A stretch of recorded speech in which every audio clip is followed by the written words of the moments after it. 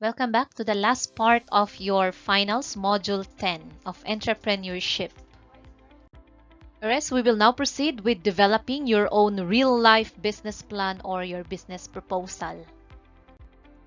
From Module 1 to 9, you have gained already knowledge on how to develop a business plan. So these are some essential learnings. You have understood the macro view of entrepreneurship. So you have learned that entrepreneurship plays a big role in nation building and that it fuels a country's economy.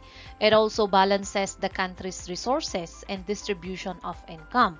So it is expected that you have understood that being an entrepreneur is a calling and it entails numerous characteristics to be considered successful and sustainable. So these characteristics are classified under the common and the core competencies. So the common competencies are the skills required of a promising entrepreneur, while the core competencies are needed in managing and sustaining the business that you put up. So you have also learned the general characteristics and differences of an entrepreneur and an employee. Diba? Ano ang difference ng entrepreneur and employee? So we discussed that already.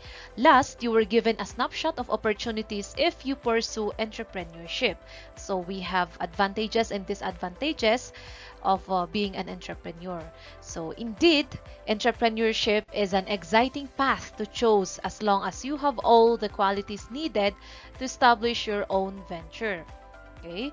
You have also understood the importance of the entrepreneurial process as a helpful scientific process in guiding the entrepreneur to follow the right way of establishing a new venture or a new business. So you understood that scanning the market environment or spotting the opportunities is the first step in the entrepreneurial process. So it's important that you will become a very observant person. So this process is one of the most difficult tasks in entrepreneurship, right? Diba? You tried already to observe also your environment and try to spot the opportunities that can be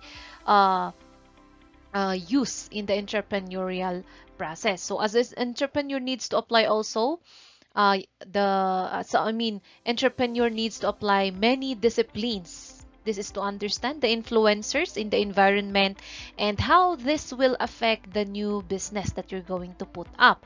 In fact, these influencers are the most compelling sources of opportunities. Kasi, diba, if you have this, the more competitors that you have, or the more problems that you have in your environment, this could be sources of opportunities. Okay, so you have also scrutinized the 3S. What are those 3S again? We have the seeking, screening, and seizing of opportunity spotting, which is the procedural approach to finally come up with an attractive and refined product or service. So the seeking process, again, this is a vast and requires it requires macro-environmental, micro-environmental, and internal scan. So this process identifies what is the most compelling opportunity out of gazillion opportunities. Kasi we have a lot of opportunities, diba? So through this process, you would be able to identify the most compelling, okay, most compelling opportunity that you're going to work on. So the screening process validates the attractiveness of the opportunity based on a specified factors. And the last, the seizing process. This is the refinement of opportunity supported by the customer insights. So the opportunities in entrepreneurship are countless. There are so many opportunities when you enter entrepreneurship. Okay, but of course, the entrepreneur should always apply due diligence to understand the risk and ensure the success of the new venture chosen or the new business. Okay, so after going through the 3S of opportunity spotting and assessment, the entrepreneur needs to be ready to prepare for a business plan. So when you have your own venture in the near future, you will realize the importance of this 3S. Okay, so do not forget this 3S of opportunity spotting, and that these are practical and methodical approaches to ensure business success instead of just, purely relying on your own guts and emotions. Come what may, ang sinasabi ng ibang entrepreneur, di ba? So you have to apply this 3S of opportunity spotting. Also, you have understood the importance of marketing as a critical success factor in starting and running a business venture. So, as a strategic marketing plan aids an entrepreneur to select the appropriate target market. Kaya nga sabi ko, before you're going to come up with your own product, you have to make sure to uh, define your own target market. You cannot target everyone, diba? You have to understand also the customers deeper, okay, and communicate with them in a channel and language that they will easily understand. So, lagi nating sinasabi na you try to put yourself in the shoes of your customers or your target market as well. Okay? You also learn that having a value proposition and unique selling proposition is mandatory. Diba? It's very important for an entrepreneur. This is to differentiate the business with the competitors and, of course, to solve their problems. You have also learned that the process of market segmentation and its importance in targeting a specific group of customers rather than targeting everyone, not just to save on cost, but also to suit the communication to the right market. Okay, so basic marketing research, diba? It was introduced to you. So you would understand the procedures and techniques on how to get to know the customers deeper, such as their inclinations and the sentiments. So you have to know your target market. Very important yan if you're going to put up your business. Okay, so after knowing the customer, the marketing mix or the 7Ps was also introduced. So you will be able to strategically position your product or service using these primary elements of marketing. So the challenge is for you as the entrepreneur to use and combine these elements and make a difference in the arena, diba, that the business belongs. Okay? What else? The fundamentals of brand management were also introduced to you so that you will be acquainted on how to create, how to manage, and how to sustain a brand. Take note, a brand symbolizes the integrity and credibility of a business. So these marketing tools are essential in spearheading and managing a business enterprise.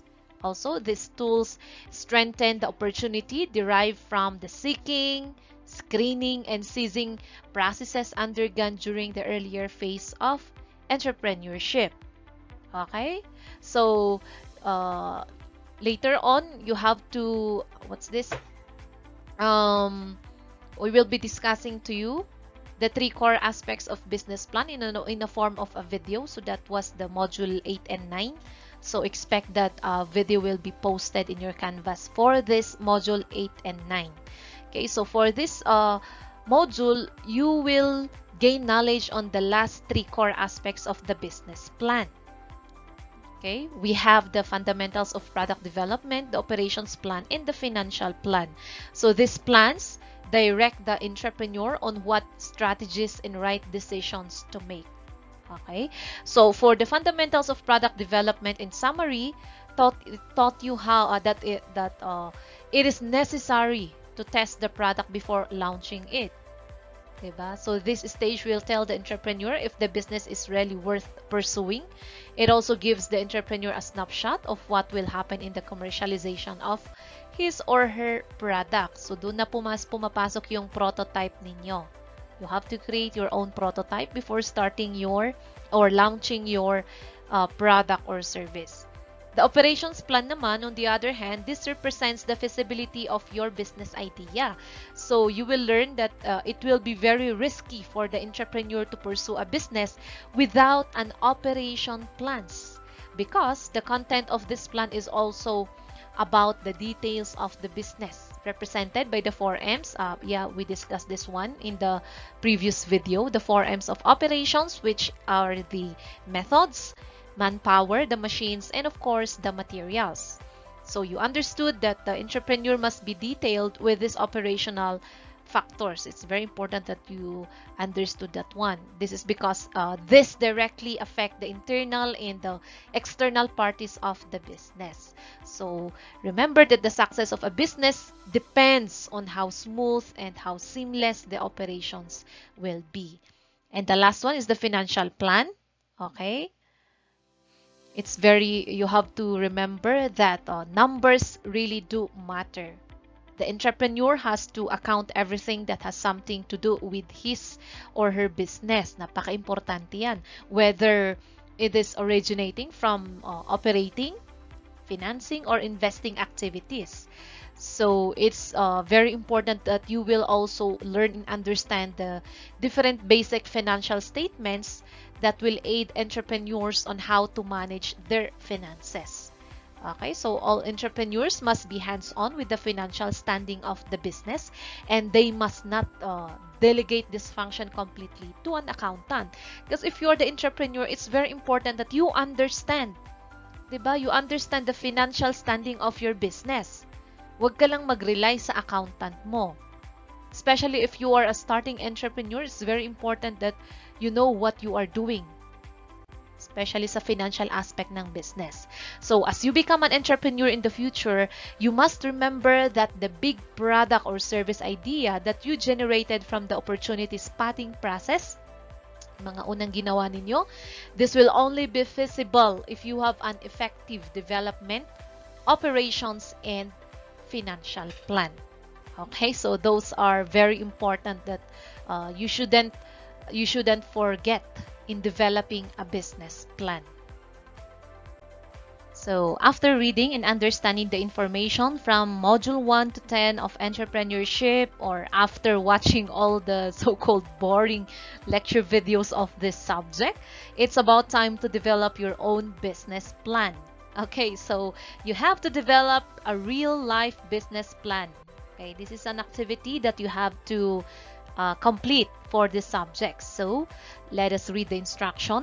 You are tasked to choose one business opportunity. I'm referring to a product or a service in your locality. So your goal is to recognize an opportunity using the seeking, screening, and seizing process. O, diba? So you have to apply what you learned, the 3S of opportunity. Okay, and to prepare a business plan for the recognized opportunity. So you have to prepare your own business plan. You should come up with a concise business plan and should follow all the concepts learned in the modules 1 to 10 of entrepreneurship, such as opportunity spotting, marketing plan, operations plan, and financial plan. Always remember to cite the sources of information or your references that you downloaded or copied from any sources. This is to avoid plagiarism issues.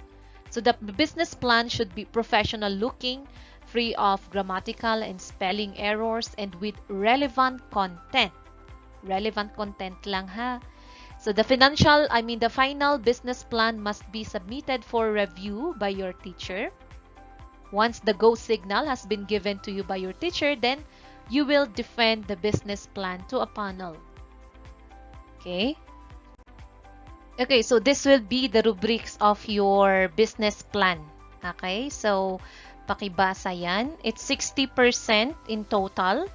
That's for the business plan itself, which is the written one.